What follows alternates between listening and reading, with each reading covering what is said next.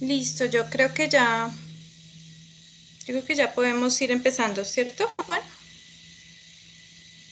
Sí, de acuerdo. Listo. Bueno, primero que todo quería presentar a nuestra conferencista. Entonces les presento a la doctora Marcela Rodríguez. Ella es graduada de Ingeniería Electrónica de la Escuela Colombiana de Ingeniería. Tiene maestría en Ingeniería en el área electrónica de la Universidad de los Andes. Tiene un doctorado en Ingeniería de la Universidad de Calgary, en Canadá, y actualmente trabaja en el Departamento de Investigación y Desarrollo de la empresa Nanalysis en Calgary, Canadá. Entonces, bienvenida, Marce. Muchas gracias, muchas gracias. Yo creo que ya puedes compartir pantalla Listo. y si tienes algún problema, pues nos avisas. Voy a tener bastantes, pero bueno, vamos a intentar de que no sea tan terrible. Ok, como dijo Sandra, pues yo me gradué de la escuela hace algunos añitos. De ahí trabajé un tiempo como profesora de la escuela, hicimos muchos trabajos de investigación con Sandra en el área de robótica más que todo, y procesamiento de señales. En esa época yo estaba trabajando en control. Después de eso, mi maestría en la Universidad de los Andes sí fue en el área de ingeniería electrónica. Sin embargo, el énfasis del proyecto de investigación que se hizo en ese momento fue en bioingeniería, y en ese momento hicimos cosas de estimulación de nervios, construimos aparatos, hicimos lectura de señales biomédicas. Fue bastante divertido ese asunto. Después de ahí empecé el doctorado en ingeniería eléctrica en la Universidad de Calgary, y también fue en el área de biomédica en ese momento. Fue más en procesamiento de señales unidimensionales e imágenes, pero dada las restricciones más que todo de la adquisición de datos, entonces yo decidí entrenarme para tomar los datos que necesitaba para el proyecto. El proyecto tuvo una duración de más o menos 4 años y medio, en el que yo trabajé en varias áreas de procesamiento de señales y también en el área de manejo de animal y hacer toda la toma de datos. Después de eso hice 1 o 2 postdocs, no me acuerdo, pero parte de eso fue en el área de ingeniería y otra parte fue en el área de educación en ingeniería. Y después de eso, cuando me gradué o terminé pues estos postdocs, inicié todo un proceso de transición hacia la industria en la cual estoy en este momento, y ahí empecé a trabajar con más que todo procesamiento de señales, pero más enfocada en el área de control. Nosotros trabajamos en este momento haciendo o pues desarrollando equipos de espectrometría, que es para química, y estoy básicamente en el área de manejo térmico del equipo y trabajo en control y en procesamiento de señal, en FPGAs y pues en microcontroladores más que todo. Y pues Sandra y Juan Manuel me ayudan bastante en muchas de las aplicaciones que nosotros tenemos que hacer dentro de la compañía. Y de ahí viene pues la relación que yo tengo con la escuela. Se ha mantenido constantemente durante muchos años, y en este momento pues les voy a presentar un poquito el trabajo que yo hice durante el doctorado, y esto fue terminado en 2015, entonces fue hace unos cuantos años, así que muchas de las cosas que yo estoy diciendo acá puede que ya no sean relativas a la literatura, porque puede que ya muchas otras personas hayan avanzado este tema bastante. Cuando yo trabajé en el doctorado, estábamos haciendo un proyecto que trabajaba con datos de mapeo óptico cardíaco, y la presentación va a estar en inglés porque pues básicamente en ese idioma se hizo el trabajo, y les pido disculpas de antemano porque hay muchos de los términos que a veces no recuerdo la traducción en uno o en otro idioma, pero entonces pues ahí trataremos de manejar esa situación lo mejor posible. Entonces vamos a empezar un poquito con, esta fue una de las presentaciones que nosotros hicimos ante un grupo de personas hace muchos años, entonces no está muy dirigida a estudiantes de pregrado, pero pues vamos a tratar de manejarla de tal forma que si ustedes tienen alguna pregunta, pues lo manejamos al final. Vamos a empezar con qué es el mapeo óptico cardíaco y por qué es necesario. O sea, nosotros, más que todo la definición del problema es simple. Ustedes acaban, creo que como estudiantes de Sandra y de Juan Manuel, estaban trabajando parte de bioingeniería y estaban trabajando señales cardíacas. El mapeo óptico cardíaco es una de las formas en investigación, porque no es una técnica que se pueda utilizar en pacientes actualmente, ni fue hace 5 años, ni es una técnica en pacientes en este momento, por las dificultades de la técnica. Es una técnica que se utiliza para analizar la actividad eléctrica cardíaca. Entonces, una de las principales señales que, como ustedes conocen y que ya vieron y son expertos en esto, pues una de las señales más importantes para evaluar como el comportamiento cardíaco, pues es el ECG. Pero es importante destacar que esa señal eléctrica es una señal que está bastante, no es específica de muchas de las partes fisiológicas del corazón, sino que, o sea, pues ya involucra muchos más órganos y no es necesariamente, no nos está dando toda la información que nosotros necesitamos del corazón como, digamos, el centro eléctrico. Una de las cosas principales y que fue más bonitas de los que yo aprendí en este proyecto es que el corazón tiene su propia actividad eléctrica.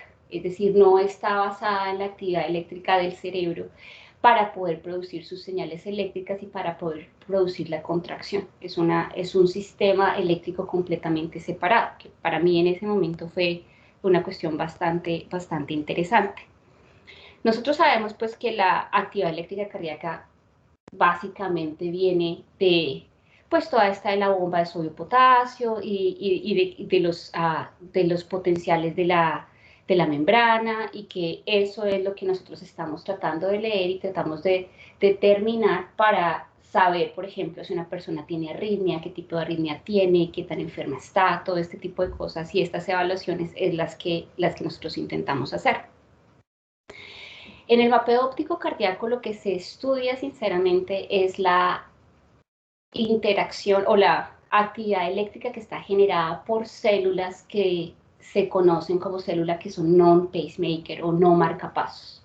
El corazón en general tiene dos tipos de células, la marcapasos y las no marcapasos. La marcapasos es aquella célula que produce la energía eléctrica, la electricidad cardíaca, y la célula no marcapasos es aquella que no la produce pero la expande. Es decir, por la despolarización y la repolarización de corrientes que aparecen en células adyacentes, se produce repolarización y repolarización de corrientes en las células siguientes, y eso genera una actividad cardíaca que se expande desde un lugar a otro del corazón.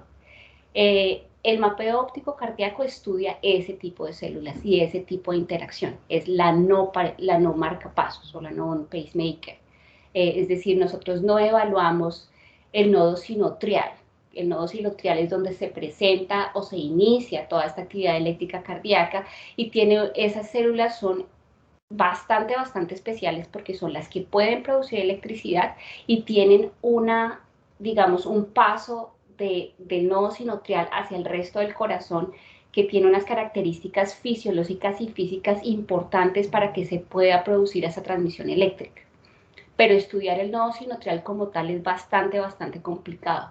Primero porque es difícil encontrarlo físicamente dentro del corazón, y se tendría que realmente introducir electrodos directamente en el nodo sinoatrial para determinar la actividad eléctrica cardíaca. Si uno quisiera estudiar la actividad eléctrica cardíaca con sensores, como nosotros estamos acostumbrados, por ejemplo, en el caso del ECG, deberíamos tener miles y miles de sensores que realmente nosotros pudiéramos introducir físicamente en cada una de las células cardíacas, y de ahí podríamos realmente sacar un mapeo de todo lo que está pasando en el corazón.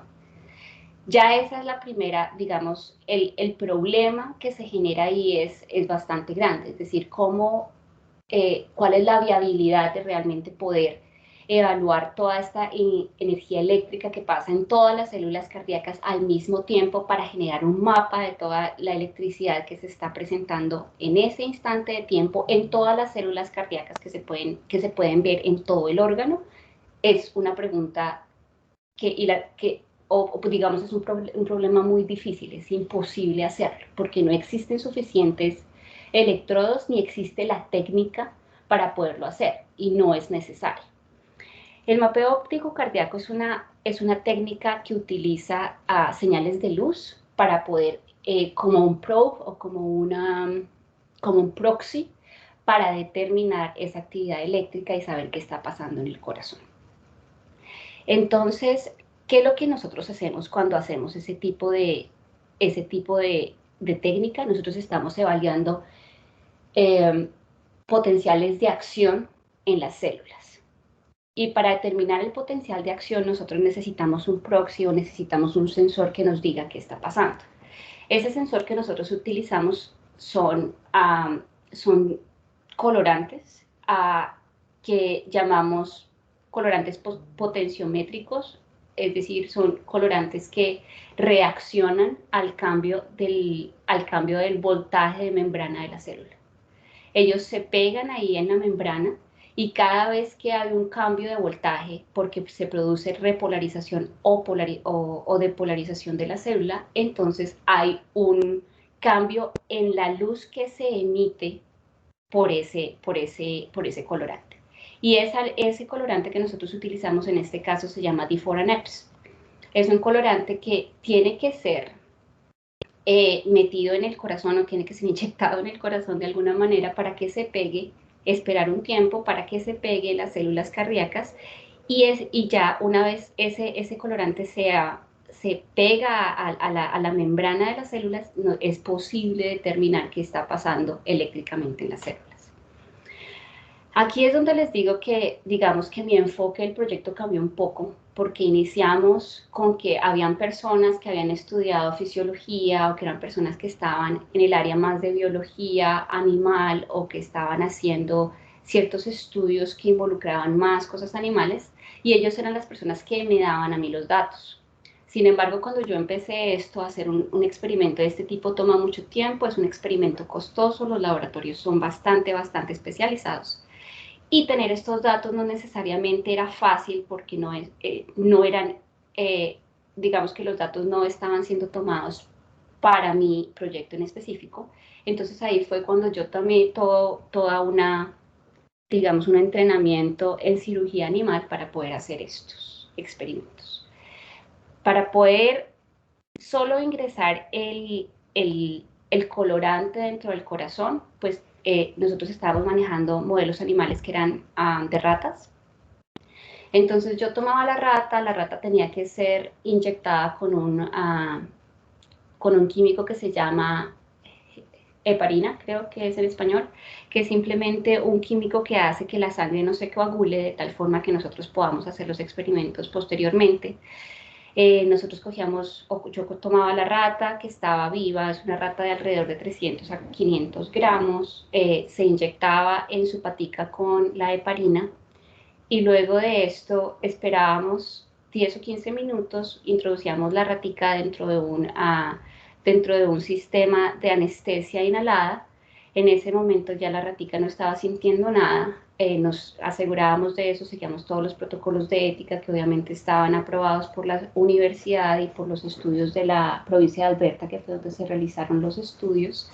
Una vez estando ahí, teníamos que abrir básicamente las costillas de la rata, a sacar el corazón, y de ese momento en adelante teníamos exactamente 2 minutos para poder coger el corazón y pegarlo en un equipo que se llama un equipo de perfusión de Langendorf, en donde la arteria se conectaba directamente a esta perfusión. Esta perfusión estaba llena básicamente de electrolitos, sodio, calcio, potasio, que mantenía el corazón vivo por alrededor de 4 horas. Pero ya no estaba rojo, sino estaba rosadito porque la perfusión o el líquido que estaba dentro de la perfusión era transparente. Una vez estábamos seguros de que era posible mantener el corazón vivo, dentro de esos 2 minutos esperábamos más o menos a 10 minutos y dentro de esos 10 minutos yo conectaba electrodos que ustedes los pueden ver aquí en esta diapositiva. Esos electrodos eran básicamente para tomar la señal de electrocardiografía. Entonces nosotros teníamos en ese momento acceso a la señal de electrocardiografía, pero necesitábamos saber qué estaba pasando eléctricamente sobre toda la superficie cardíaca. Este corazón después era introducido dentro de una cajita que contenía el mismo líquido de la perfusión, que era transparente, y luego se inyectaba por medio de la perfusión este colorante que se llamaba Iforeneps. Como este es simplemente un probe que nos está diciendo qué está pasando en cada una de las células a nivel del voltaje de membrana, entonces, ¿qué era lo que nosotros estábamos tratando de hacer? Estos probes funcionan de tal forma en el que el colorante es excitado con una luz a cierto ancho de banda, y cuando se excita el colorante, lo único que está esperando el colorante que pase es que haya un cambio en la intensidad del voltaje. Y cuando eso sucede, él produce luz a diferentes intensidades. Entonces lo que estamos esperando es que si este es el acción AP, la acción de potencial de la rata, entonces estamos esperando que la luz cambie o pues que los píxeles cambien de un color más oscuro a un color más claro a menor intensidad, y que luego se devuelva a una intensidad más baja. Esto es simplemente un video que se toma, en este caso nosotros tenemos una resolución temporal de 1 milisegundo por frame, y estábamos utilizando unas cámaras que tenían sensores CCD que pues nos permitían tener una alta resolución temporal con bajo ruido y que no fueran tan costosos.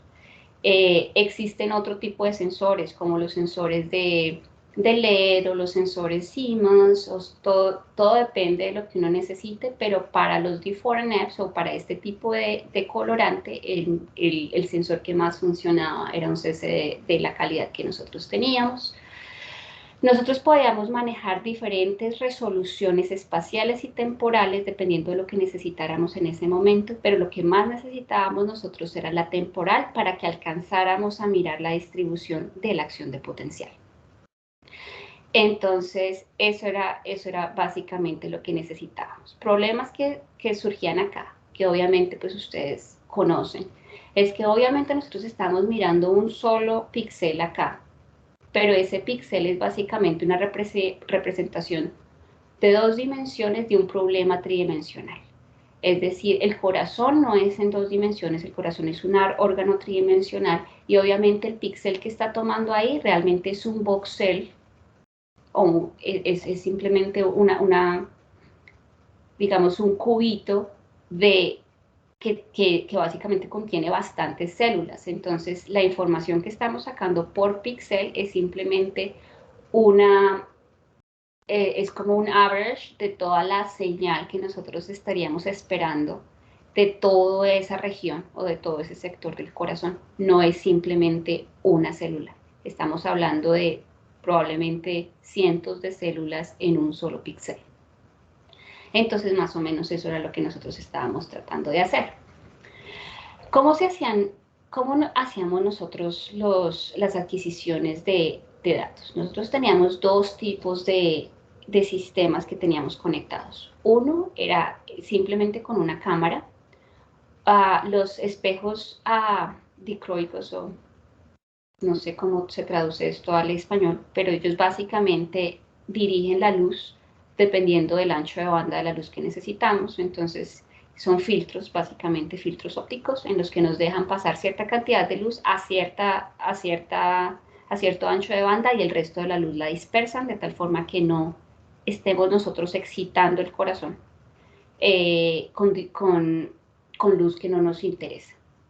Nosotros podíamos manipular físicamente la posición de la cámara, la posición de los espejos dicroicos, todo esto lo estamos manipulando nosotros, y esto fue todo un sistema que nosotros creamos con la ayuda de ingenieros mecánicos en la Universidad de Calgary, que nos ayudaron a establecer todo ese sistema.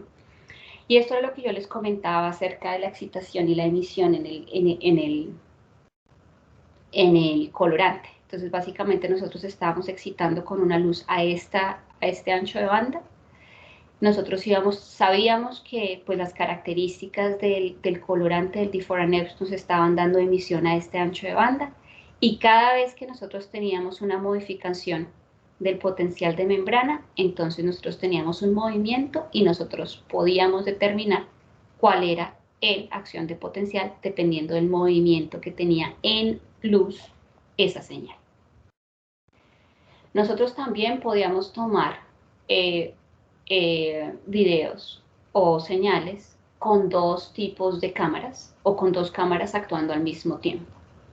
Y esto es para una cosa que nosotros vamos a hablar un poco después, que es un proceso de radiometría, supongo en español, en donde básicamente uno saca el Common Mode Rejection Ratio entre las dos señales de luz, y uno puede hacer excitación en especial con este tipo de colorante a dos anchos de banda, teniendo un espacio entre esos dos anchos de banda de excitación, y uno puede tener lectura del colorante en el mismo ancho de banda, pero es posible separarlas. Esta separación aquí es lo que se conoce como el potencial de Stokes en el colorante, que simplemente nos dice hay un punto en todo el ancho de banda de la luz en el que nosotros podemos separar la emisión, la excitación. Entonces es posible utilizar dos cámaras con dos tipos de luz diferentes y poder tomar emisiones a dos tipos de anchos de bandas diferentes y poder hacer un ratio entre las dos señales, básicamente. ¿Cuál es la definición del problema, básicamente, y para qué se utiliza Cardiac Optical Mapping o mapeo óptico cardíaco en la vida real? Como esto es simplemente una técnica de investigación, esto lo utilizan mucho las farmacéuticas para determinar si las drogas cardíacas producen el efecto que ellos están esperando en las células cardíacas. Muchas de estas células o muchas de estas drogas, por ejemplo, las que son para tratamientos de arritmia, se considera que son drogas que tratan las arritmias, pero si son mal estudiadas, son drogas proarrítmicas. Es decir, la droga puede ayudar a una persona a mejorar su arritmia. Arritmia es simplemente una condición en la cual la actividad eléctrica cardíaca no está a un rate que es normal, sino que está o más rápida o más lenta, o hay espacios, y se utilizan drogas o medicamentos para tratarlas. Pero cuando una persona está tomando diferentes medicamentos o tiene diferentes condiciones, las drogas que ellos toman pueden causar arritmias. Y esto ha matado en el mundo a muchísimas personas. Ha causado proarritmia y ha sido la causa de muerte de millones de personas en el mundo. Un caso especial se vivió en Estados Unidos más o menos en 1990 hasta los 2010, en donde habían personas que estaban tomando antihistamínicos, que son básicamente medicamentos para la alergia, y aquí en Norteamérica medicamentos para la alergia son bastante comunes. Las personas los toman mucho, en especial en los cambios de estación.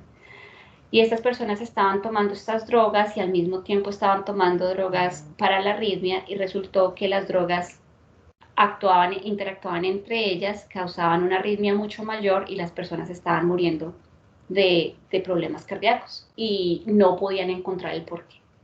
Este tipo de técnicas ayudan a determinar cuál es el efecto eléctrico realmente de las drogas en las células cardíacas, sin necesidad de hacer pruebas en humanos.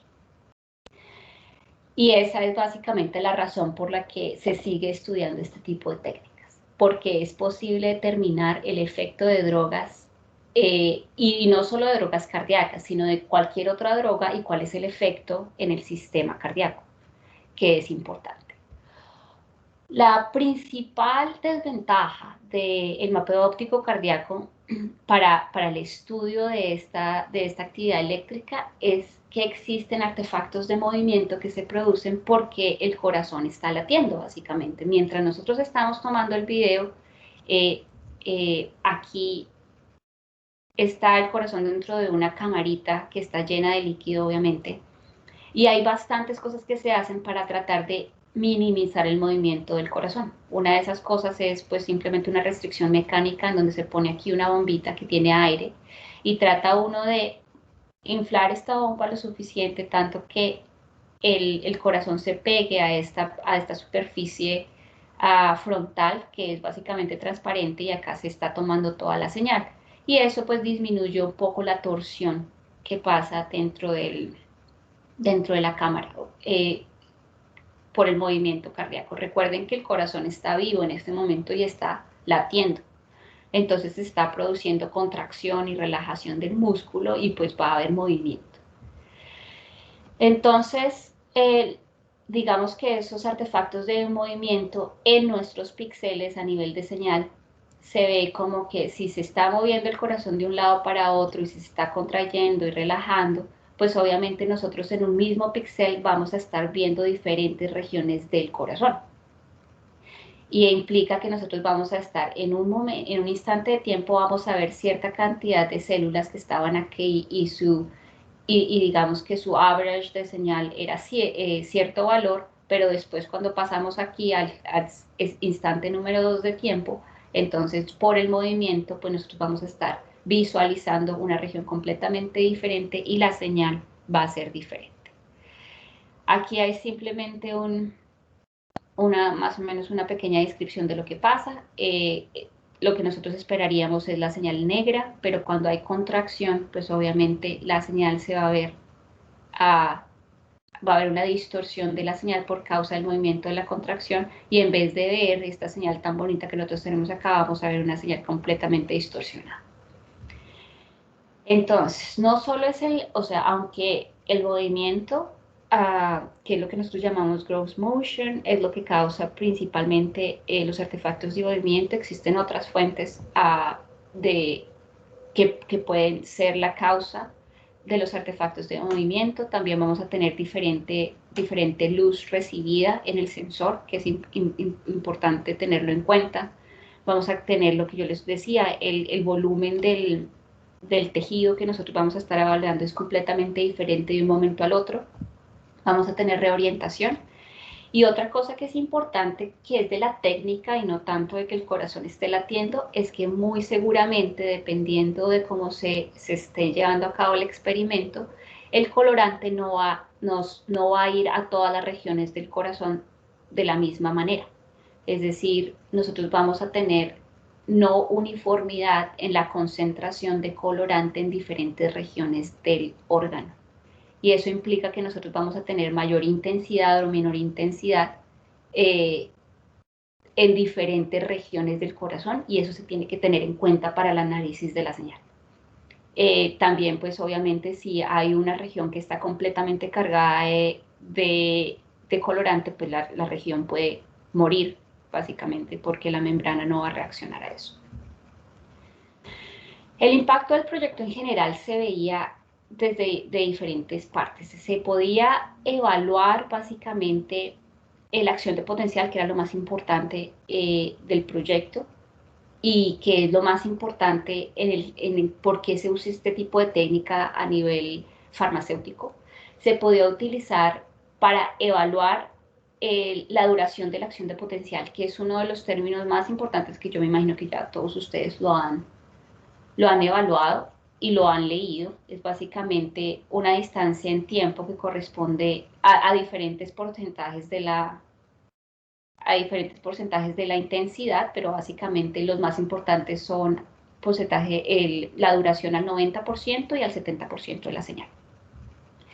Y eso es importantísimo para evaluar drogas electrofisiológicas. Entonces, es importante determinar si una droga tiene un efecto en la duración de la acción de potencial. Obviamente también pues en la electrofisiología de la célula. Hay una cosa que es importante que sucede en diferentes pacientes cuando toman medicamentos cardíacos y es que existen unas condiciones que se llaman, pues en inglés se llaman after depolarization y pueden ser early o puede ser delayed, o sea, son antes o después. Es básicamente Antes de que acabe la acción de potencial, esto es una acción de potencial humano, versus esto es una acción de potencial de una rata, mucho más angosto, y obviamente aquí el plato es mucho más bajito.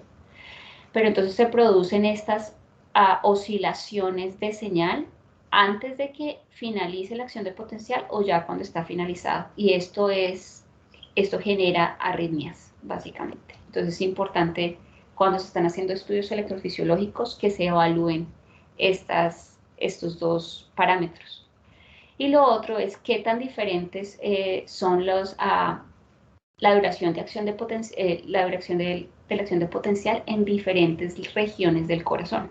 ¿Por qué? Porque una persona que tiene problemas cardíacos o que ha sufrido strokes o que ha sufrido algún problema en el músculo cardíaco como tal, el músculo cardíaco se modifica, que es una cosa también que a mí me pareció espectacular cuando, no sé si alguno de ustedes tiene la oportunidad de atender a una clase de anatomía, y muchos de ellos les van a presentar, pues cuando los llevan a la morgue, les van a presentar el corazón de manera interna y cómo cambia cuando una persona ha tenido lo que comúnmente nosotros llamamos como un ataque cardíaco versus a un corazón que está sano.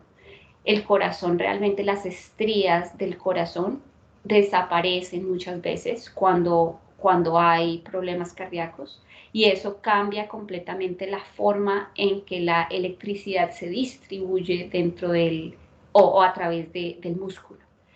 Entonces, saber si hay diferencias en la duración de la acción de potencial obviamente va a determinar si la persona tiene problemas en el músculo, porque eso no es una cosa que se pueda determinar de manera fácil a nivel de paciente.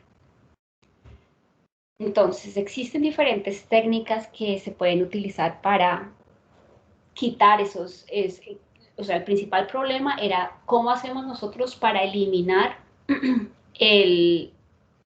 los artefactos de movimiento.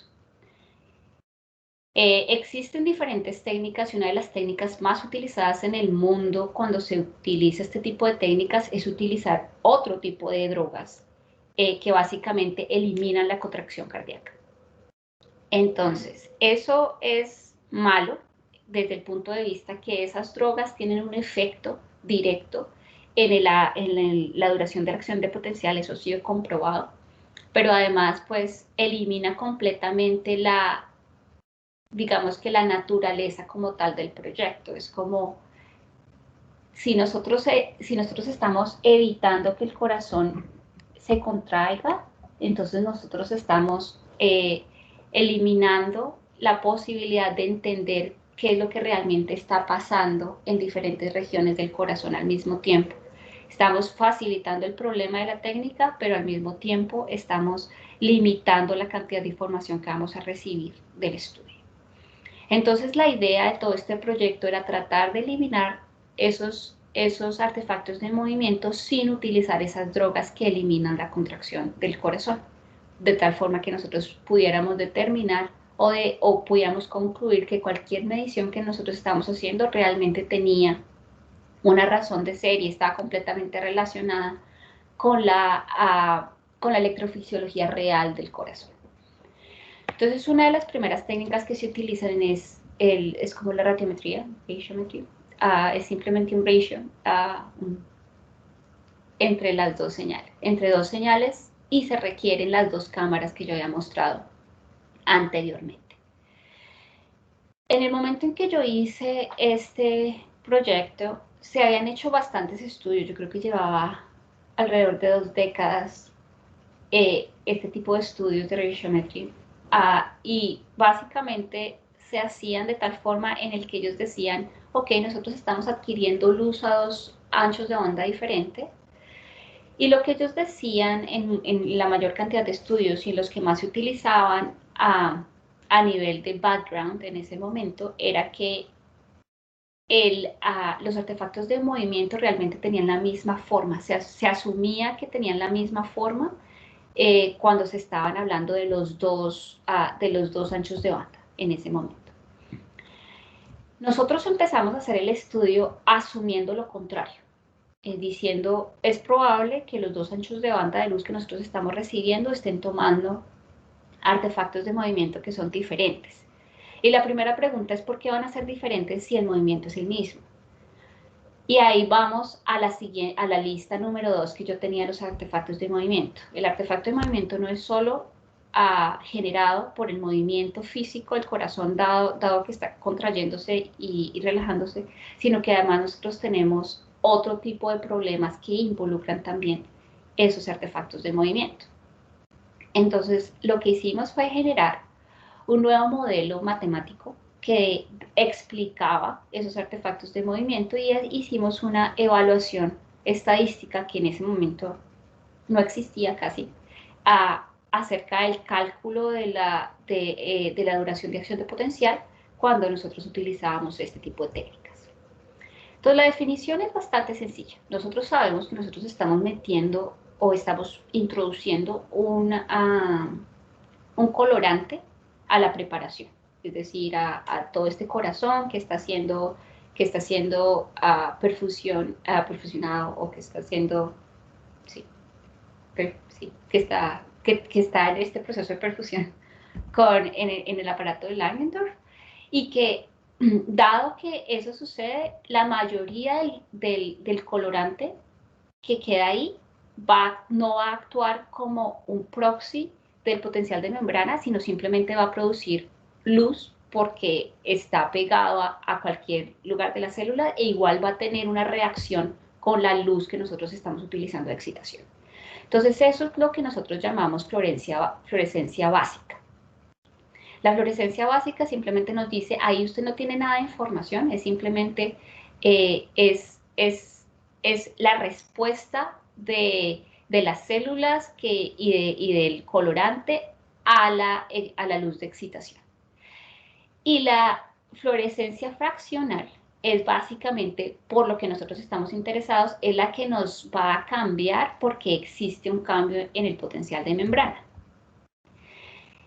La pregunta que existía aquí en este proyecto era, ¿podemos determinar o podemos asegurar que los artefactos de movimiento son comunes a los dos anchos de banda? Es decir, si yo tengo dos luces que estoy leyendo a dos anchos de banda diferentes, de un mismo corazón, en una misma preparación exactamente al mismo tiempo, ¿estamos seguros de que los artefactos de movimiento son comunes? Porque si son comunes, pues lo único que nosotros teníamos que hacer es o una subtracción o un ratio. Y cuando nosotros hacemos un ratio, pues matemáticamente estos dos se van porque alfa es igual a beta y entonces el artefacto de movimiento se soluciona y el proyecto se acaba. Entonces ese era el primer estudio. Es común. Y lo que nos dimos cuenta es que uno podía aproximar básicamente la señal de radiogeometría aquí a lo que ven en este cuadrito rosado. Y si nosotros tenemos una señal en un ancho de banda del rojo y un ancho de banda del verde, y que nosotros hacemos el ratio, pues básicamente vamos a obtener esta rosada que está acá y la señal es perfecta, completamente corregida y encontramos la duración de acción de potencial sin ningún problema. Sin embargo, el estudio que nosotros hicimos, nosotros utilizamos bastantes animales, obviamente todo dentro del protocolo de ética que se nos permitía, y nos dimos cuenta que habían bastantes, y estamos hablando de más o menos el 30% de los recordings que nosotros estábamos teniendo en ese momento, los artefactos de movimiento no eran comunes en los dos anchos de banda. Entonces, cuando se hacía la radiometría, lo que teníamos como resultado era una acción de potencial que tenía un artefacto de movimiento que era incluso a veces más pronunciado que lo que tenían las señales originales. Entonces, digamos que el primer finding en ese momento para nosotros fue exactamente decir no, decirle, digamos, que al mundo del mapeo óptico cardíaco no. El artefacto de movimiento que se tiene cuando se está haciendo radiogeometry no se puede asumir como que es igual. Va a haber parte de ese artefacto de movimiento que puede ser común a ambos anchos de banda, pero va a haber una modulación que es completamente diferente. Y la única parte de ese modelo que se puede reducir es la parte común a los dos anchos de banda, pero igual la señal va a estar siempre modulada por un artefacto de movimiento que nos va a decir que vamos a tener formas diferentes y que es imposible con raciometría solamente controlar los artefactos de movimiento, que era lo que, digamos, que muchas personas que estudiaban esto decían, que solo con la ratiometry se podía manejar todo este proceso.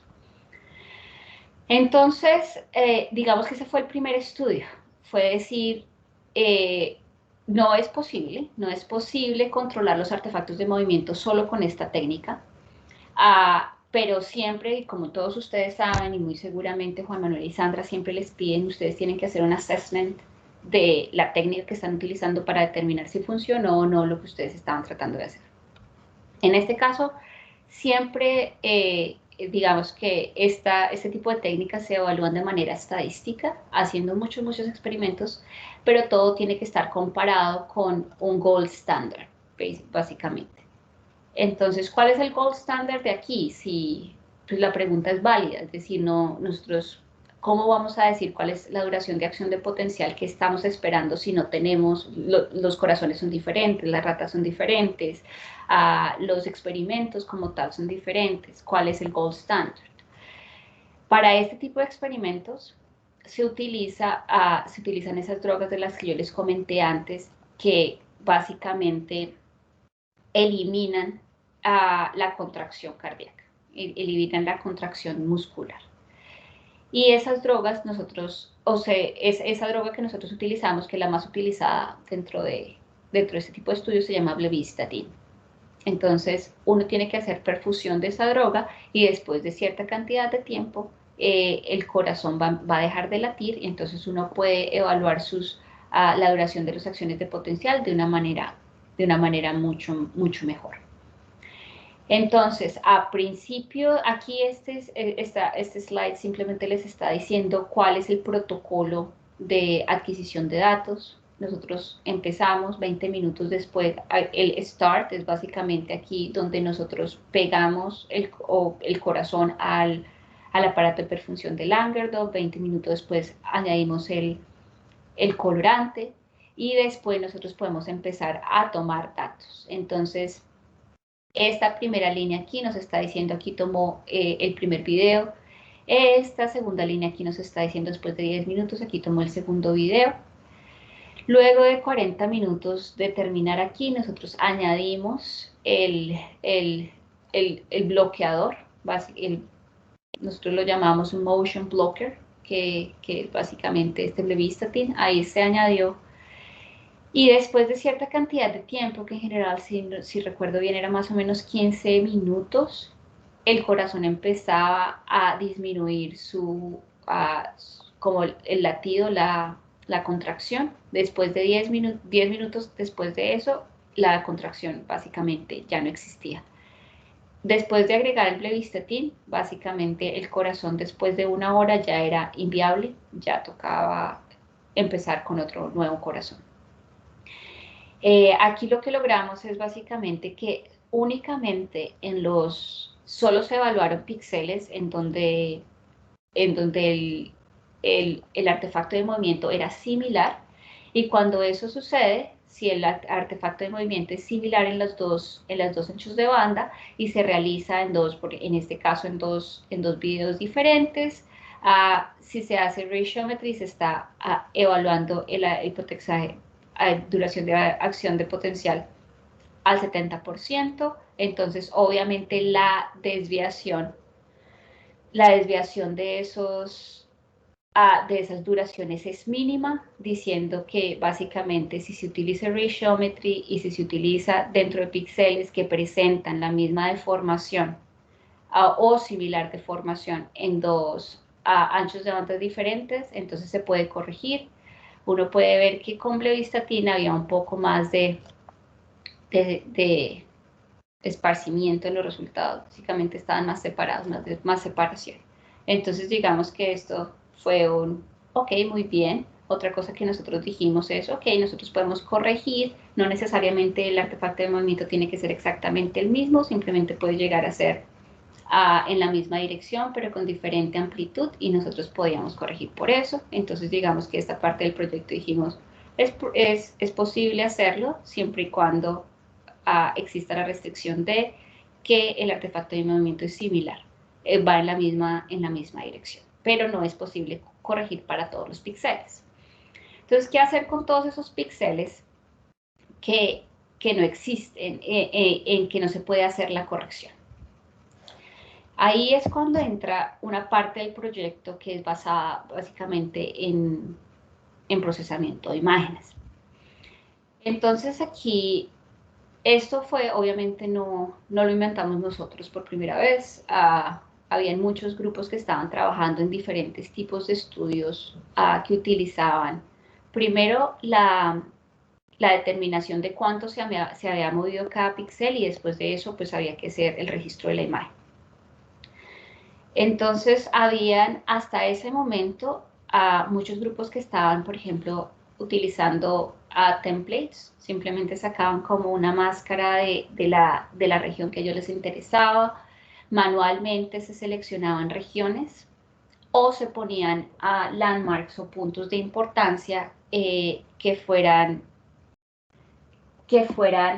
como pegados, como de la misma manera que se añadían los electrodos al corazón, o se pegaban de cierta manera, pero esas técnicas no dieron muy buenos resultados.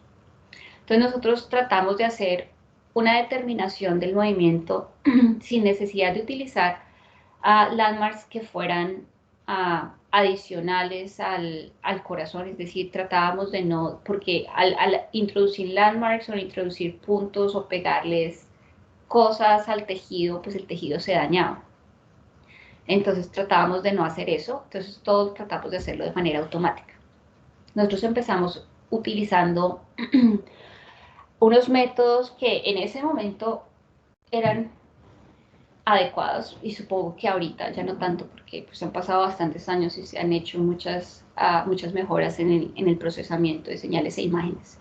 Pero en ese punto habían ciertas transformadas y ciertos, digamos, técnicas que permitían determinar landmarks de manera automática. Una de esas era un proceso que se llamaba SIFT, que es, creo que se llama Scaling Variant Feature Transform, que básicamente encuentra características de la imagen que son que no cambian si se cambia la escala. La escala de una imagen, en este caso, era calculada como transformaciones gaussianas con diferentes sigma.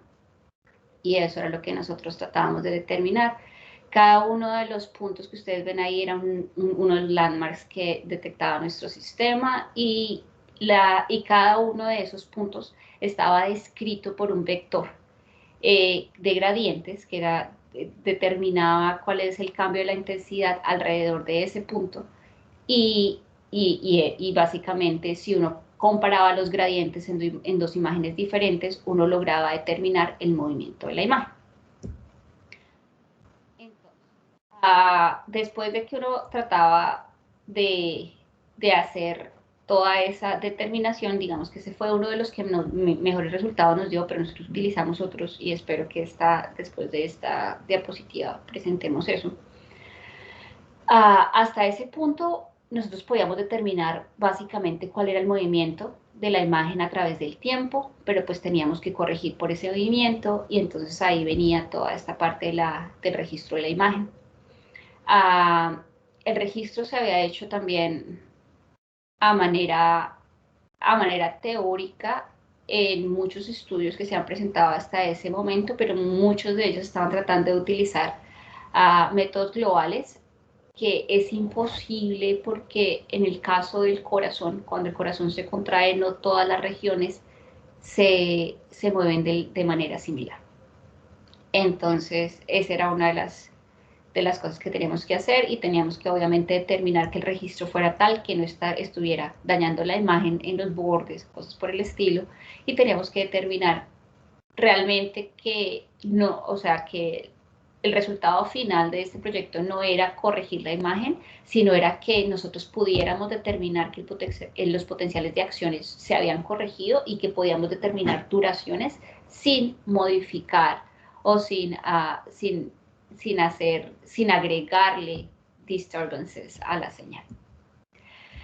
Entonces, esto es algo que muy seguramente muchos de ustedes han visto ahora. Entonces, nosotros podíamos utilizar, que era lo que estaba utilizando mucha gente en ese momento, estaba Rigid Registration, que básicamente es una serie de transformaciones globales en donde uno puede determinar si hay translations, rotations, pero básicamente se da en toda la imagen. Y está el Non-Rigid Registration, en donde toda la imagen no puede ser explicada, la transformación no puede ser explicada por una sola transformación, sino que diferentes partes de la imagen van a tener diferentes variaciones a través del tiempo. Y ese era el problema que nosotros teníamos en este momento. Entonces, pues obviamente todo el problema se reducía a esta imagen. Nosotros necesitábamos determinar cuánto se había movido uno de los landmarks que nosotros habíamos calculado, detectar ese movimiento y hacerlo con el menor error posible. Ese era todo el problema que nosotros teníamos. Problema grande o el challenge que nosotros teníamos con esto es que las imágenes no son imágenes normales, son imágenes con muy baja resolución porque estamos hablando de imágenes de fluorescencia. Es decir, que las características o features de las imágenes que nosotros estábamos estudiando tenían muy bajo contraste y determinar en ese punto pues el movimiento de una región de alto contraste, bien, pero una región de bajo contraste pues era bastante difícil. Entonces ahí fue cuando empezó todo el estudio de, bueno, ¿qué es lo que están haciendo los demás? Y con template matching, que era básicamente encontrar regiones y tratar de seguirlas, eso se logró. Y luego empezamos a trabajar con lo que yo les contaba antes, que es con estas transformaciones o con estos, no sé, con estas técnicas que utilizan un poquito más de información de la señal a nivel de escalas.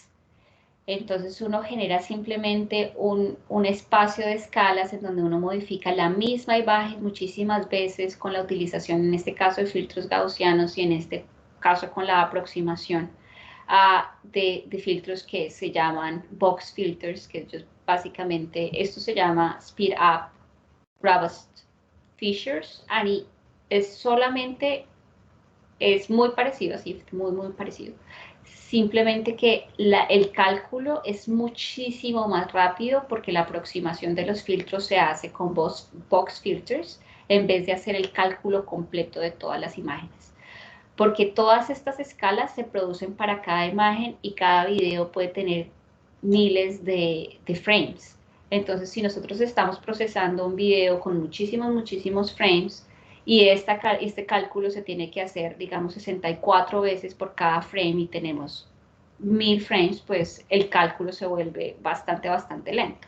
Entonces, aunque SAFE estaba produciendo muy buenos resultados, tratamos de investigar si SURF nos iba a dar un resultado más o menos similar, pero más rápido.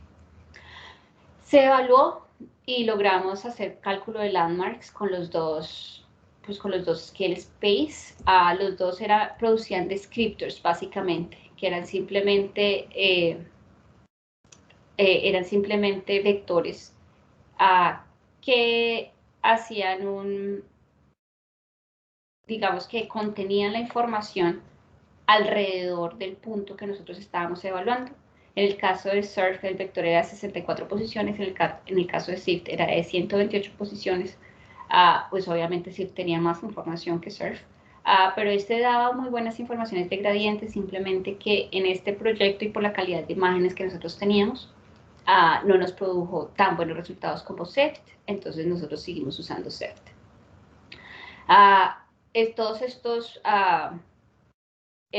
Todas estas transformadas o scale space descriptors fueron utilizados o fueron evaluados de tal manera que nosotros pudiéramos determinar que con transformaciones básicas nos diera el movimiento de la imagen. Entonces, por ejemplo, aquí está, esto es un ejemplo básico, es simplemente qué pasa si yo tengo esta imagen y tengo la misma imagen pero contraída. Podría Shift y Surf determinar ese movimiento y en especie, y pues aquí nos puede decir, sí, las flechas nos están diciendo el movimiento que está pasando hacia el centro, o sea que implica que está evaluando el movimiento, pero teníamos miscalculations en ciertas partes de la imagen. También utilizamos algo que se llama Optical Flow. En ese momento era básicamente, más que descriptores, era un, digamos que describía el movimiento de la imagen completa de una manera mucho más suave. Es decir, nos decía el movimiento de cada uno de los puntos sin necesidad de calcular todos estos descriptores que nosotros estábamos haciendo. Pero sin embargo, SIFT fue el que mejor produjo con la menor cantidad de miscalculations que teníamos en ese momento. Luego utilizamos un montón de técnicas para hacer el registro de la imagen, porque ya teníamos el movimiento, ya sabíamos qué tipo de transformada íbamos a utilizar. Y el que mejor nos sirvió fue en ese momento fue una técnica que se llamaba Coherence Point Drift, que era básicamente un método probabilístico en el que determinábamos la corrección, pero estaba restringida por ciertas limitantes de movimiento. Es decir, nosotros podíamos decirle al método cuánto, o sea, nosotros sabíamos inicialmente desde que tomábamos los datos que un píxel no se podía mover 2 metros o que no se podía mover 3 centímetros, porque, o sea, nosotros teníamos ese conocimiento. Y este era un método que nos decía, ok, usted puede limitar el movimiento de cada uno de los píxeles a un radio, y nosotros más o menos era como describir de manera global cuál podía ser el movimiento, y de esa manera nosotros podíamos hacer el registro. Y este fue un método que nos sirvió bastante. Entonces aquí podemos ver que esto es registro de imágenes normal, entonces solo se utiliza un ancho de banda de luz.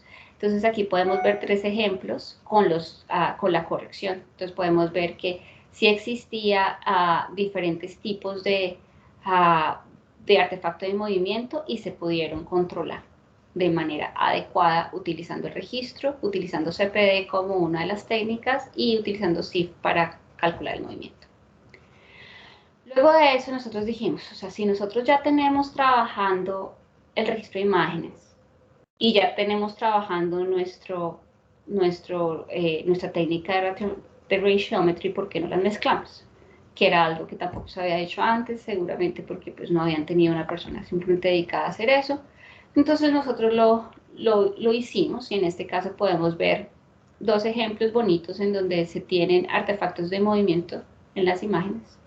Es decir, se puede ver que en las imágenes, en las acciones de potencial, y se puede ver que con ratiometría solita no se logra una corrección completa, pero con la combinación de los dos se logra una mejor corrección.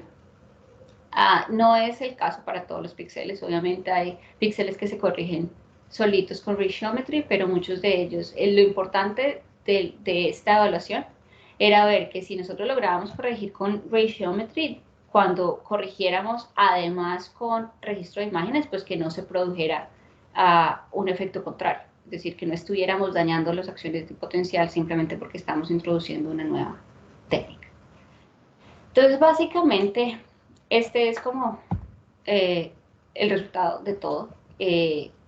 Aquí estamos comparando simplemente 2 recordings como para que sea fácil la evaluación. Y lo estamos haciendo con blebistatin, que era este químico que eliminaba las contracciones cardíacas. Y eso lo podemos comparar con qué pasa cuando no hay blebistatin. Es decir, cuando hay blebistatin, nosotros estaríamos esperando que básicamente, si nosotros hacemos recordings a diferentes tiempos, y si hacemos la corrección con nuestro método, pues no haya mucho cambio. Porque si hay cambio, implica que nuestro método está dañando la acción de potencial, y eso no estaba bien. Y eso es cuando el blebistatin ya ha tomado su tiempo para establecerse, es decir, ya hay 0 contracción. ¿Qué pasa si simplemente utilizamos un poquito de ese motion blocker para disminuir el movimiento, pero no completamente bloquearlo. O sea, hicimos las evaluaciones necesarias. Con Ratiometry nos dimos cuenta de que sí es posible de eliminar casi completamente los artefactos de movimiento, siempre y cuando tengamos artefactos de movimiento que son similares en dirección. Obviamente el número de píxeles que es posible corregir, esto es una average en diferentes experimentos que se hicieron, el número de píxeles que se pueden corregir es mucho más bajo que si utilizamos las dos técnicas combinadas, es decir, utilizando las dos técnicas combinadas no solo podemos evaluar la duración de acción de potencial, sino que también podemos aumentar el número de píxeles que podemos evaluar, y eso era importante. Si miramos aquí en la última parte, nos damos cuenta que la combinación de las técnicas básicamente no daña la duración de la acción de potencial, simplemente por la introducción de la técnica, y eso es importante establecerlo, es decir, la técnica no está afectando los datos.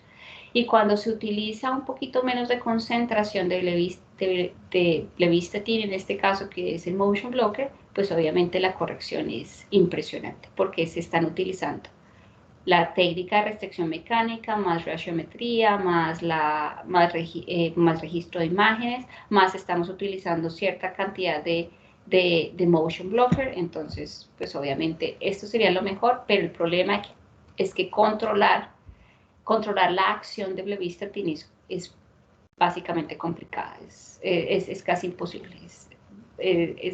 O uno lo bloquea por completo o no lo bloquea. Entonces es bastante difícil. Y solo para tomar estos datos nos tomó bastantes experimentos. La otra parte para la evaluación de la técnica que nosotros hicimos es qué pasa si nosotros utilizamos medicamentos que se utilizan para modular la acción de potencial. Hay un medicamento que se llama foraminopyridine, que es utilizado en farmacéuticas a nivel farmacéutico para modular, es decir, para aumentar o disminuir la acción de potencial, y eso tiene una relación directa con el QT interval de LSG. Entonces es posible, por ejemplo, para una persona que está taquicárdica o braquicárdica, es posible aumentar o disminuir el QT interval con esta droga. Y lo importante de esta técnica era tratar de saber si una vez eliminados los artefactos de movimiento, nosotros podíamos evaluar esa modulación, que es algo que es bastante difícil de hacer, o en esa época, en 2015, era bastante difícil de hacer, incluso a nivel experimental. Y con los experimentos que nosotros hicimos, que en esa época fueron pocos, realmente creo que hicimos menos de 5 experimentos, pero en los 5 experimentos, esto es simplemente 2 ejemplos de eso, pudimos evaluar que la droga en efecto aumentaba o disminuía el QT interval, y que el APD70, que era lo que nosotros utilizamos como proxy, básicamente estaba siguiendo esa elongación o ese decrecimiento del QT. Y pues esto fue bastante importante para nosotros. Obviamente existen muchas cosas que se pueden hacer en este tipo de trabajos, incluyendo la utilización de, hay unas cosas que se llaman microesferas fluorescentes que se pueden introducir en la perfusión. Sin embargo, pues esto puede llegar a bloquear los vasos sanguíneos del corazón. Entonces hay que tener mucho cuidado con cómo se utilizan, pero eso actuaría básicamente como landmarks que nosotros podemos utilizar sin necesidad, o que básicamente disminuirían el challenge de todo este proceso, y que aumentaría la posibilidad de eliminar los artefactos de movimiento utilizando técnicas como registro de imágenes. Y eso fue. ¿Preguntas? Muchas gracias, Marcela. Gracias, Marci. Con mucho gusto. Bueno, entonces, si damos paso a la sección de preguntas, los que tengan preguntas pueden por favor levantar la mano y vamos ahí cediendo la palabra.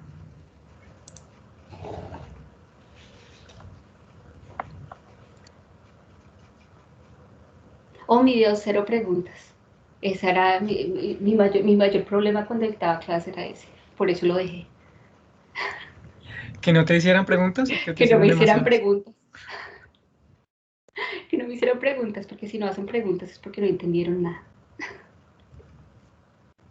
¿O porque entendieron todo? O porque entendieron todo. Pero también me pueden hacer preguntas de otras cosas, como ¿qué hago yo para ir a hacer un doctorado en el exterior, por ejemplo? Marce, una pregunta, pues yo tenía una pregunta sobre las imágenes que se capturaban, porque tú nos decías que eran de baja resolución. ¿De qué resolución estamos hablando más o menos? De baja resolución espacial. Es decir, nosotros, Espacial. sí, porque dado que es una imagen de fluorescencia, los sensores tenían que tener píxeles grandes para poder adquirir suficiente luz. Y eso hacía que, pues, que hubiera, o sea, que la imagen como tal se viera blurry, como, Sí, Borroso. como, con poco detalle. exacto. Y entonces era difícil, ese era la resolución. La resolución temporal era alta, pero la resolución espacial era baja. Y la resolución temporal era una cámara de velocidad, de alta De velocidad. velocidad, sí, de alta velocidad. Entonces nosotros podíamos manejar, pues yo supongo que ahorita debe ser mucho mayor y se reirán de mi alta velocidad, pero era, eran 1000 frames por segundo, 1200 frames por segundo. Sí, bastante. Sí, entonces eso ayudaba bastante al estudio. Yo no sé si de pronto no escuché esa parte cuando tú comentabas que habías utilizado un número de modelos animales, Ujú. pues restringido de acuerdo al comité de ética. Sí, Más o menos de qué número estamos hablando, cuántos animales utilizaste en tu estudio. inicialmente cuando alguien más me estaba dando los datos se utilizaron como 30 animales y cuando yo lo hice durante los últimos 3 años y medio de mi estudio yo creo que utilicé alrededor de 100 animales, o sea, Ok, 130 para todo esto, 130 en total. que Ok. es bastante. Yo creo Es, que yo tengo guardados unos videos de esos experimentos. De pronto los voy a buscar y se los paso también. sí, sí, sí. O sea, eran videos bastante, para mí era muy bonito, pero pues obviamente existen visiones encontradas en cuanto al uso de modelos animales para procesos investigativos. Mm. Pero en este caso, este es uno de los que no se puede hacer sin el modelo. O sea, no se puede hacer sin el corazón real, no se puede hacer una simulación. Claro, igual yo creo que es muy interesante para las personas que están como curiosas de este tema, saber en qué consiste un SICUAL, qué es un comité de ética animal, cuáles son las posibilidades que hay que agotar antes de llegar al modelo animal. Sí, sí, o sea, aquí son bastante estrictos. Nosotros tenemos comités de ética que inician desde el gobierno federal, pasando por el gobierno provincial y llegan a las universidades. Y las universidades son las que se encargan básicamente, nosotros tenemos aquí en Canadá se tiene un comité de ética grande o un comité de investigación que es como el Colciencias o lo que antes era conocido como Colciencias, ahorita debe ser el Ministerio de Ciencia.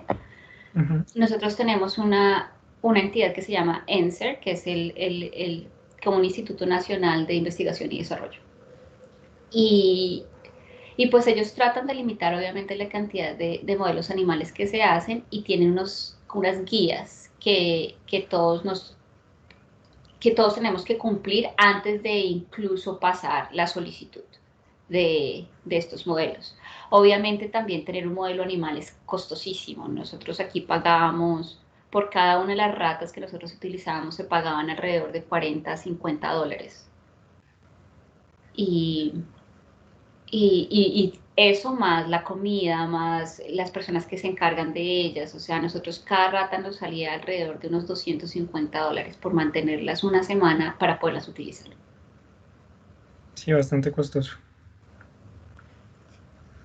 Aquí en Colombia el control no se hace a nivel gubernamental, sino que se hace a nivel de las instituciones. Algunas instituciones educativas contadas acá en Bogotá tienen capacidad de tener bioterio y tienen algunos modelos animales interesantes, entre ellas, por ejemplo, los Andes, Sí. la Javeriana. La Javeriana estrenó bioterio como hace serían 5 años, tal vez, un bioterio súper bonito. Y los modelos también que se manejan acá son conejos, ratas y recientemente los peces, ¿no? Los peces cebra que se utilizan Sí, mucho en neurociencias. aquí también se utilizan bastante. Cuando yo estaba trabajando en la Universidad de los Andes, ahí también utilizamos modelos animales, utilizamos perros, pero los utilizamos con la clínica de la Universidad UTCA, con la clínica veterinaria de la UTCA. Okay. Y entonces fue una cosa que se trabajó entre las dos universidades para poder hacer los experimentos, pero pues obviamente el número de modelos en ese caso fueron como 3 o 4 y no morían, es diferente a lo que pasa, pues al sacarle el corazón a la pobre rata, pues ya ella desaparece. Entonces eran dos proyectos completamente diferentes. Claro. Bueno, no sé si hayan más preguntas de los asistentes. ¿Algo que quieran comentar? Mónica. Adelante, Mónica. Hola, buenas tardes. Eh, la verdad mi duda es como un poco conceptual cuando estabas hablando del mapeo cardíaco, Uh-huh.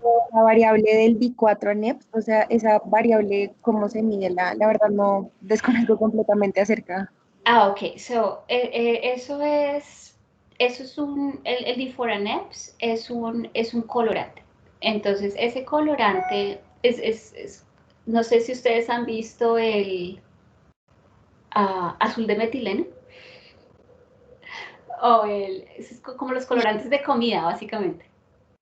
Es igualito, es muy, muy parecido. Entonces, uno coge creo que en ese caso eran como 10 mililitros de ese colorante y uno se lo ponía a un poquito de la preparación de perfusión que nosotros preparábamos que tenía todos estos iones, ¿no? Y eso quedaba como naranjita, básicamente. Y cuando ya quedaba eso, entonces nosotros simplemente preparábamos ese líquido con el colorante y se lo poníamos a la perfusión por alrededor de 5 minutos. Entonces la perfusión seguía funcionando hacia el corazón, pero ahora esa perfusión llevaba ese colorante. Entonces pasaba de ser transparente a ser ese naranjito. Y luego cuando esa perfusión con el colorcito entraba al corazón, las moléculas del colorante se pegaban a la membrana celular.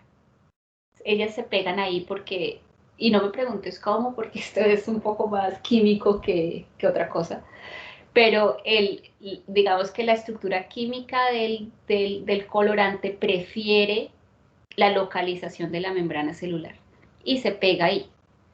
Entonces, eso ya simplemente son moléculas con colorante y cada vez que se producía un cambio en el voltaje de membrana, ellas producían un poquito de luz. Y esa era la luz que nosotros leíamos con la cámara. Entonces, era un sensor óptico, básicamente. Dale, muchas gracias. Okay. Tenemos otra pregunta de Mónica Gutiérrez. Sí, buenas tardes. Yo tenía una pregunta respecto, digamos, a los animales que se usaron, digamos, donde ellos tuvieran alguna patología o algo así, ¿cómo influiría en el estudio? Y influiría bastante. Entonces, la razón por la que este tipo de estudios se utilizan con animales que son casi clones unos de los otros.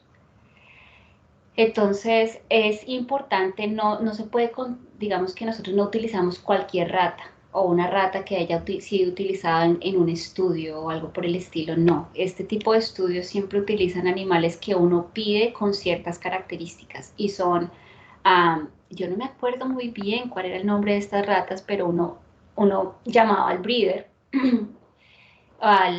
¿cómo se llama?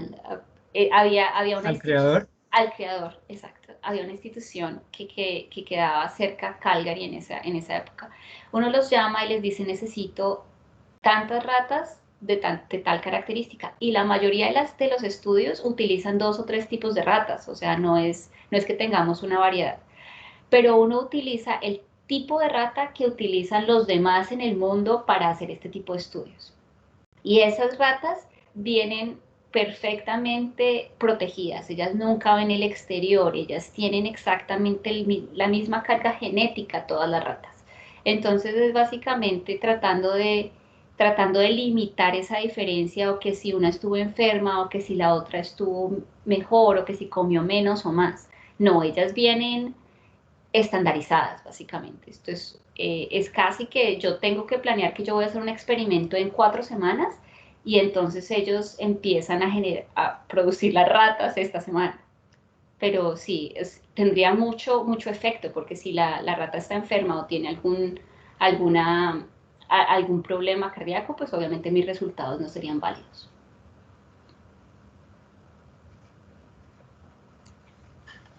Gracias, Marcela. Tenemos otra pregunta de Nicole. Adelante, Nicole. Buenas tardes, Marcela. Qué Buenas pena tardes. contigo. Mira, No. mi pregunta es que cuando estabas diciendo que, pues, o sea, tenías como un periodo de estudio de 1 hora, ¿no? Después de esa hora tenías que cambiar inmediatamente el corazón para realizar el siguiente mapeo. Sí. En ese cambio del estudio del mapeo, aún teniendo el mismo tipo de raza de rata y demás, ¿no se veía una diferenciación entre un sujeto y otro? Sí deberían Claro. haber cambios de, así no tuviera cardiopatía, ¿no? Sí, claro, se ven cambios, obviamente, porque implica también que uno está cambiando. Muchas veces, por ejemplo, a mí me pasó, o sea, un mapeo, digamos, en una sola rata se pueden hacer muchos mapeos a diferentes tiempos. Pero en general uno trataba de hacer, como para eliminar problemas, uno trataba de hacer 3 o 4 ratas al tiempo, es decir, 3 o 4 ratas el mismo día. Entonces, pero digamos que no todas las ratas, por más de que ellos intenten alimentarlas igual, hay otras que comen más que otras, entonces el corazón es más grande. O puede ser, por ejemplo, en mi caso, yo soy ingeniero eléctrico y sí, yo tomé un curso de cirugía animal y de manejo de roedores, pero yo no era la más experta en poner las inyecciones, por ejemplo. Entonces muchas veces ella se movía tanto que no le ponía los 10 completos de heparin, sino que le ponía 9 antes de. Entonces, digamos que las condiciones de la rata no eran exactamente iguales, y cuando uno hacía la localización del corazón dentro de la camarita líquida, pues también cambiaba la posición, cambiaba la cantidad del colorante, de cómo se pegaba el colorante en las diferentes partes del tejido. Entonces sí cambiaban, en diferentes sujetos cambiaban, y es por eso que, digamos, ningún resultado se presenta con un solo experimento. Siempre hay que hacer como un average de todo lo que uno está viendo en diferentes experimentos con el mismo tratamiento el mismo tratamiento de la señal, para tratar de disminuir el porcentaje de error. Entonces sí hay diferencias, pero pues se manejan de manera estadística y de manera experimental.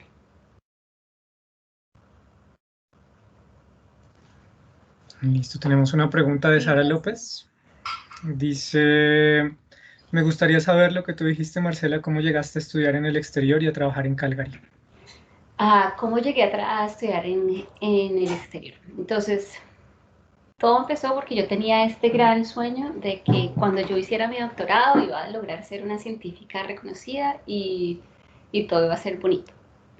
Y yo quería trabajar, sinceramente, yo quería trabajar inicialmente en una universidad y quería hacer investigación en universidad. Sin embargo, cuando yo estaba haciendo mi doctorado, ¿cómo inicié? Inicié a hacer, o sea, yo creo que una de las personas que más influyeron hacia dónde irme fue Sandra. Realmente nosotros estábamos aplicando a programas juntas en esa época. Y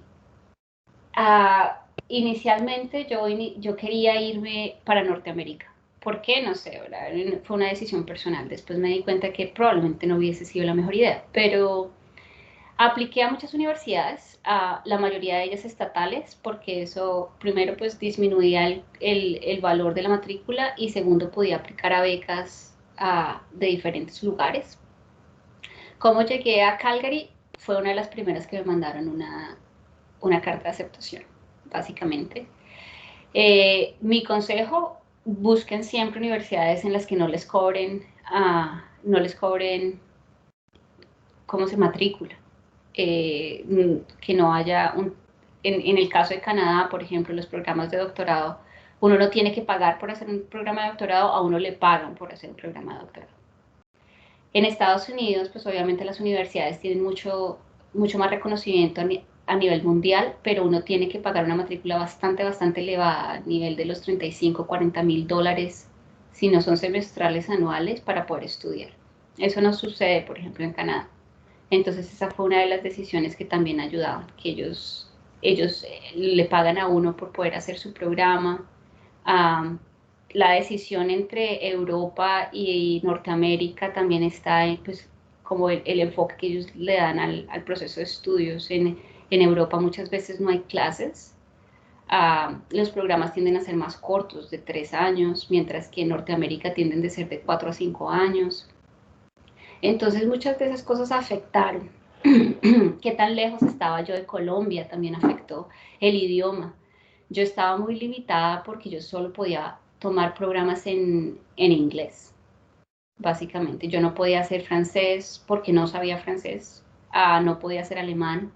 Entonces estaba limitada a programas que fueran internacionales, de tal forma que las clases las dieran en inglés, y yo quería clases. Entonces, pues Norteamérica terminó siendo una de mis mejores opciones en ese caso. Ya una vez yo estaba haciendo mi doctorado, empecé mi doctorado con la intención de seguir trabajando en academia, pero durante todas las experiencias que yo viví, eso es una cosa muy personal, a cada quien le pasa algo completamente diferente. Muchas personas consideran que eso es lo que quieren seguir haciendo. Decidí que la academia en ese momento, cuando yo terminé, no era lo que yo quería hacer. Yo quería tener un poco más de experiencia a nivel industrial para luego regresar a la academia. Y dentro de todas las personas que conocí cuando estaba haciendo mi doctorado, conocí una persona que me invitó a trabajar en un proyecto en la empresa con la que actualmente trabajo, y gracias a Dios pues fue en la parte de desarrollo de producto y de investigación, que es lo que estoy haciendo yo. Entonces obviamente fue una de las pocas empresas en donde yo me senté y realmente mi entrevista me la hicieron 7 PhDs y 2 Masters. O sea, eso yo nunca lo he visto en una empresa normal, en donde realmente la investigación se hiciera por personas que habían hecho investigación de otro tipo en otros lados. Entonces eso para mí fue una sorpresa muy grande, porque era algo que yo nunca había visto en Colombia antes. Y pues ya de ahí en adelante pues uno empieza a ver que sí, que los grupos de investigación a nivel Norteamérica por lo menos, pues incluyen investigadores que han tenido preparación a nivel de doctorados, de maestrías. Y esa fue más o menos mi experiencia, y aquí estoy en este momento trabajando en esto y pues, no sé, buscando oportunidades diferentes también un poco a nivel de lo que hago. Y así llegué yo. Muchas gracias, Marcela. Bueno, nos quedamos ya sin tiempo. Yo creo que si tienen más preguntas o algo nos las pueden enviar a Sandra y a mí. Nosotros le hacemos llegar las preguntas a Marcela. Claro que sí. Muchísimas gracias por la oportunidad y estamos en contacto. Muchas gracias a ti, Marcela, por la charla. Estuvo muy interesante. Marce, muchísimas gracias, de verdad. No me canso de oír de tu tesis. De mi proyecto. Bueno, un Es muy abrazo chévere. muy grande a todos y que tengan un lindo día. Muchas Gracias. gracias, lo mismo. Hasta luego. Chao. Chao. Gracias a todos.